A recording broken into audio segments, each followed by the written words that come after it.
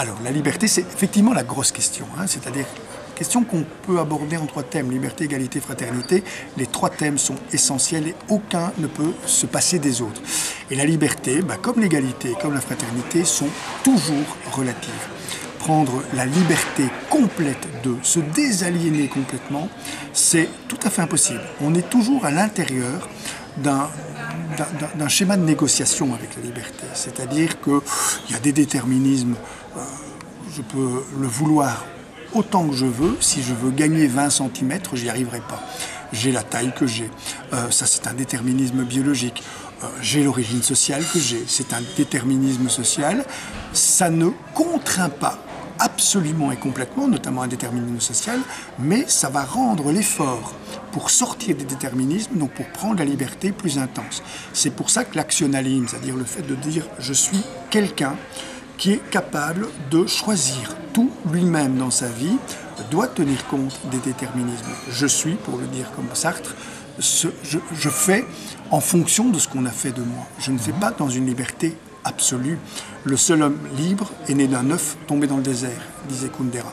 C'est-à-dire qu'à partir du moment où on a une naissance, cette naissance produit des déterminismes, même si je n'ai jamais connu mes parents, si je les imagine simplement, si j'en fais des êtres virtuels, eh bien ça va aussi conditionner la liberté que je serai en mesure de prendre par rapport à cette naissance.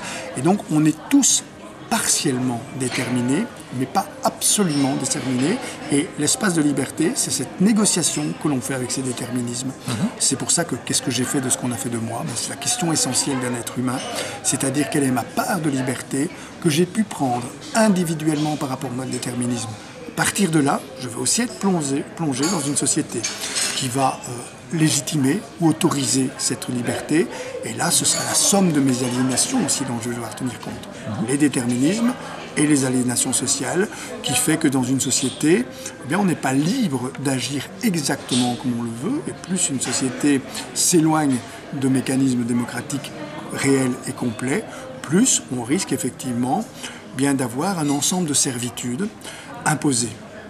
À ces servitudes imposées, il faudra aussi associer toutes les servitudes volontaires que je vais mettre en place. Ce qui résulte de mes choix. Par exemple, choisir une compagne, un compagnon, c'est aussi à un moment donné choisir un lien et privilégier ce lien à l'idée d'un exercice complet de ma liberté. C'est une aliénation volontaire. Et donc j'ai choisi librement de m'aliéner partiellement à quelqu'un en rendant finalement le cours de mon existence partiellement dépendant du sien. Ce sont ça des mécanismes qu'on utilise en permanence, soit pour s'aliéner volontairement, soit pour essayer de vivre les aliénations multiples qu'on a parce qu'on est en société, soit pour s'affranchir des déterminismes qui pèsent sur notre potentiel d'émancipation. D'accord. Maintenant, le fait de choisir quelqu'un, justement, c'est un choix volontaire. C'est pas comme être contraint par une société totalitaire. Alors, il faut quand même savoir que, par exemple, si je suis médecin, j'ai 3 chances sur 5 d'épouser quelqu'un qui, si je suis fils de médecin, qui sera lui aussi fils de médecin ou qui participera au même environnement social. Et pourtant, j'aurais choisi tout à fait librement. C'est ça un déterminisme. C'est ce qui va me pousser à imaginer que j'ai choisi à l'intérieur d'un ensemble de personnes, alors que j'ai choisi dans ce que les sociologues appellent les zones de péril de mariage. Les zones de péril de mariage, c'est l'ensemble des personnes qu'on va rencontrer dans notre vie, vis-à-vis duquel on partage ce qu'on appelle des habitus communs, c'est-à-dire des manières d'être inconscientes, qui font qu'on va les trouver plus ou moins appréciables chez les autres.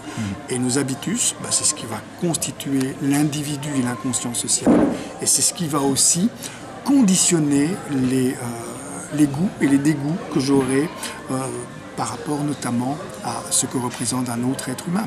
Et donc c'est conditionné effectivement par un ensemble d'appartenance sociale. Mais ce ne sont pas des déterminismes stricts, je peux m'en affranchir. Évidemment que ce n'est pas simple. Et c'est pour ça que des dessins animés comme Aladdin, par exemple, qui montrent comment un jeune homme du peuple est obligé d'utiliser un génie pour séduire à un moment donné la fille du sultan, ce sont des dessins animés qui montrent aux enfants que tout est possible, mais que rien n'est simple. et qu'effectivement, auparavant, Blanche-Neige, Cendrillon se mariaient dans sa condition. Elles sont effectivement réduites à une position de servante, mais fondamentalement, ce sont des jeunes filles de bonne famille qui finissent par rencontrer des princes. Tout ça a changé, évolue, mais reste soumis quand même à beaucoup de déterminisme. On n'est jamais dans un déterminisme complètement absolu et dans une liberté complètement absolue. On est dans une négociation de l'un par rapport à l'autre.